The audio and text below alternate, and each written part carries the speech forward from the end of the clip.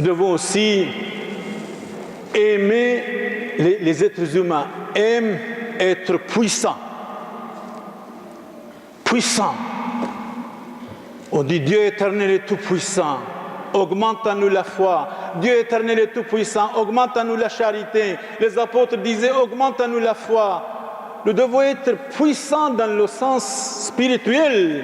Puissants. Pas de dominer quelqu'un, d'écraser quelqu'un, de frapper quelqu'un, d'attaquer quelqu'un, de cracher sur quelqu'un. Non. Quand moralement, spirituellement, vous êtes puissant, vous êtes en même temps riche. Pas richesse matérielle, quand vous avez une richesse spirituelle, vous êtes quelqu'un et pas quelque chose. Beaucoup d'entre nous, nous sommes quelque chose et pas quelqu'un, frères et sœurs. Nous devons avoir aussi la force de se réveiller, de résister contre soi-même, de mépriser le mal, de maîtriser soi-même.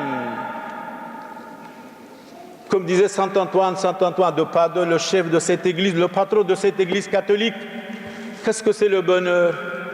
Tout le monde cherche le bonheur.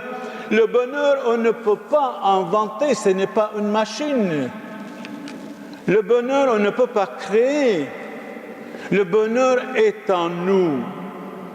On cherche loin, on ne trouve pas. C'est comme vous cherchez, vous voulez rattraper votre ombre, l'ombre. Vous ne pouvez pas rattraper votre ombre, c'est ça le bonheur. Le bonheur, qu'est-ce que c'est selon saint Antoine de Padoue? Le bonheur ne consiste pas de satisfaire ses caprices, ses bêtises. C'est d'être vainqueur contre soi-même, c'est de vaincre soi-même, corriger soi-même, diriger soi-même, amélioration. Je crois que chacun de nous, nous avons besoin d'être corrigés, de s'améliorer, d'abandonner l'orgueil et la vanité. Nous sommes tous orgueilleux. Dieu n'aime pas les orgueilleux. Nous sommes tous des vaniteux. Dieu n'aime pas les vaniteux. Nous tous nous disons « j'ai raison ». Ah, si nous avions dit « j'ai tort », c'était nécessaire. Il n'y aurait jamais la haine, la guerre dans le monde. Cinquième commandement, ne tuez point. Il n'y aurait pas de guerre. L'autre dimanche, je parlais, quand il y avait des guerres avant le christianisme, ils étaient tous des païens, des incrédules, des athées, d'Alexandre le Grand jusqu'à Jules César. Ils n'étaient pas des catholiques, non, vraiment pas. Et ils faisaient chaque seconde la guerre. Le catholicisme est venu, l'Église est venue à supprimer l'esclavage, à supprimer les guerres. Mais de temps en temps, bien sûr, ça peut arriver certaines choses dans la vie, au milieu des nations. Mais l'Église catholique, c'est la lumière du monde. C'est Jésus-Christ lui-même dans le monde. C'est le sel de la terre. Une chose qui est notre capitale, je crois que nous devons souhaiter ça. C'est très important. La santé. Je crois que notre capitale, c'est la santé. C'est très important de souhaiter pour faire de bonnes choses. Mais si nous sommes malades, on ne peut rien faire. Si vous avez 42, le degré 42, vous ne pourriez pas être ici, 43, non, c'est ça, vous ne pouvez être ici. Notre capitale, c'est la santé aussi. Nous devons demander la santé pour tous les malades, la santé pour toutes les familles, la fidélité pour toutes les familles, l'harmonie pour toutes les nations, les amis, les voisins, vous tous ici, frères et sœurs. Et alors ce philosophe nous dit, comment aimer une vie qui mène à tout instant,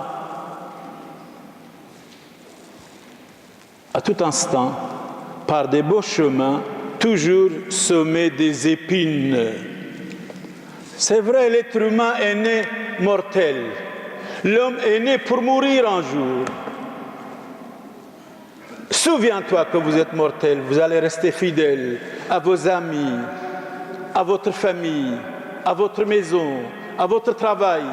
Fidélité, lumière du monde, l'âme de la société, l'âme de la famille, l'âme du couple. Je vais citer une parole de Pascal, un philosophe français mort en 1662, poète, philosophe, inventeur. Il a inventé la machine à calcul quand il avait 12 ans. 12 ans. Il avait 12 ans, il a inventé la machine à calcul et il est mort en 1662. 1662. Donc tout est du passé. Si nous avons une civilisation, une culture, c'est grâce au passé. Mais si nous ne savons pas notre passé, on n'a pas d'avenir, ni pour nous, ni pour les enfants, ni pour la jeunesse. Oublier le passé égale oublier l'avenir. Et si nous ne connaissons pas le passé, on ne peut pas connaître ni le présent, ni l'avenir. Alors, Pascal disait, pauvre homme, misérable homme, misérable femme, quelle chimère, qu'est-ce que c'est l'homme? Mais qu'est-ce que c'est l'homme, ce chaos, ce désordre tout le temps dans le monde, ce misérable, ce mortel?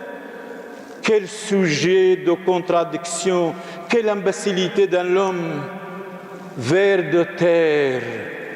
Certainement, Pascal lisait bien la Bible, beaucoup la Bible. La Bible. Mais en même temps, il dit, il est gloire et rebut de l'univers. Et une parole de psaume 22, verset 7, c'est le roi David, père du roi Salomon, disait, et moi, quelle humilité, et moi, je suis un ver et non un homme. C'est vrai, il est écrit dans la Bible, vous êtes poussière, vous allez retourner à la poussière. Croyez à l'évangile, convertissez-vous, orgueilleux, mortel, misérable, caduc, ver de terre. Convertissez-vous, ver de terre, misérable. Qu'est-ce que c'est votre vie pour quelques années sur la terre? Vous empoisonnez votre vie, vous intoxiquez votre vie, vous mazotez votre vie comme des oiseaux mazoutés. Il faut nettoyer doucement pour que nous soyons véritablement vrais, véritablement hommes, véritablement femmes, véritablement catholiques. Délibérément, l'être humain désire s'intoxiquer. Délibérément, nous voulons être intoxiqués, mazoutés. Délibérément, nous devons tomber dans le mal. Qu'est-ce que c'est l'homme? 2 hommes sont entrés au temple pour prier. Qu'est-ce que c'est l'homme? Il a besoin des autres, certainement. Mais d'abord, il a besoin de Dieu. Qu'est-ce que c'est l'homme? Un être qui a besoin du secours des autres.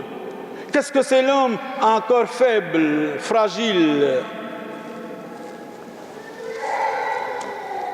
Faible et fragile. Prenons la parole de Saint Paul. Nous avons des épreuves, mais nous sommes forts. Nous avons des ennemis, mais nous sommes consolés. Nous avons des problèmes, mais nous avons des amis. Un ami doit être moitié de moi-même. Mais beaucoup d'amis sont des traîtres, sont des ennemis.